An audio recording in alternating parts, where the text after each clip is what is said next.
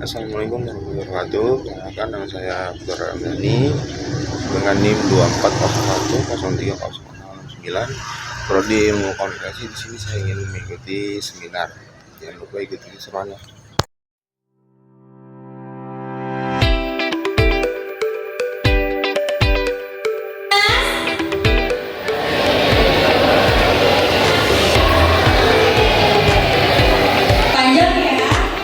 Generasi energi, ya udah gini aja. Aku bilang generasi energi, kalian bilang mandiri. Aku bilang aktif, kalian bilang solutif. Oke? Sobat Gemas, generasi energi, aktif dan nah sekarang semuanya. Kita udah ada di acara ini, Masya Allah jatuh. Oke. Kita udah ada acara ini teman-teman, yaitu pemaparan materi dari seseorang. Siapa tuh seseorangnya? Ini narasumber kita yang sangat amat luar biasa. Seorang influencer dan dosen termuda Fakultas Hukum di Universitas Indonesia. Beliau akan membawakan materi dengan topik bagaimana Gen Z mengembangkan potensi diri. Kepada Kak Hana Adinawati SMKM dipersilakan, tepuk tangan semuanya.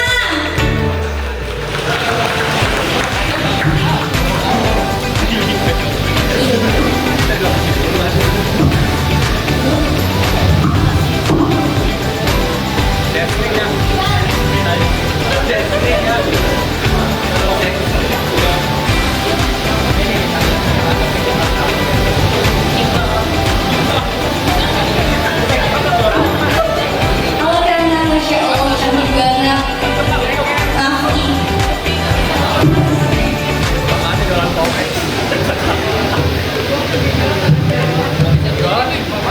Assalamualaikum warahmatullahi wabarakatuh. Selamat pagi teman-teman, gimana kabarnya hari ini? Alhamdulillah, aku senang sekali bisa ketemu teman-teman yang keren banget hari ini. Terima kasih sudah menyempatkan untuk hadir. Senang bertemu dengan kalian. Salam kenal ya.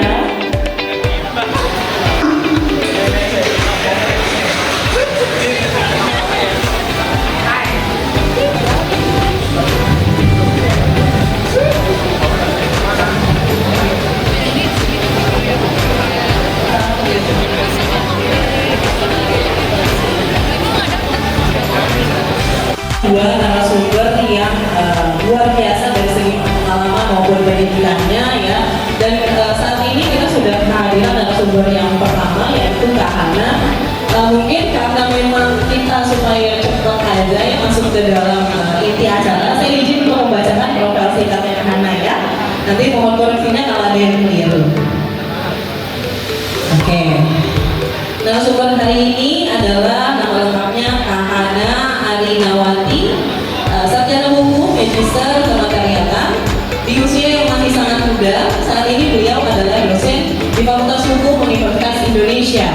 Dan saat ini beliau juga aktif sebagai selebgram, artis, model, kemudian mental health and self development public speaker, influencer Google Indonesia, pernah menjadi lulusan terbaik dengan predikat cum laude Fakultas Hukum Universitas Indonesia di tahun 2022, serta pernah menjadi junior consultant The Asia Foundation Project penataan kehakiman Komisi Yudisial tahun 2022. Dan sebenarnya masih banyak lagi pengalamannya Kak Hana yang Ini teman-teman pasti punya hobi kan, punya kesukaan. Nah, minat itu adalah yang kalian suka dan juga kalian senangi dan merupakan tujuan utama kalian. Misalnya cita-citanya mau jadi apa? Coba aku tanya di sini.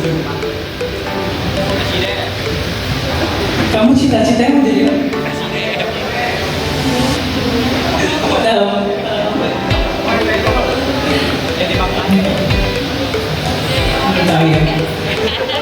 Jadi misalnya kita punya cita-cita atau minat, misalnya kita suka bikin konten atau misalnya suka fashion, nah itu minat kita di sana. Kemudian yang kita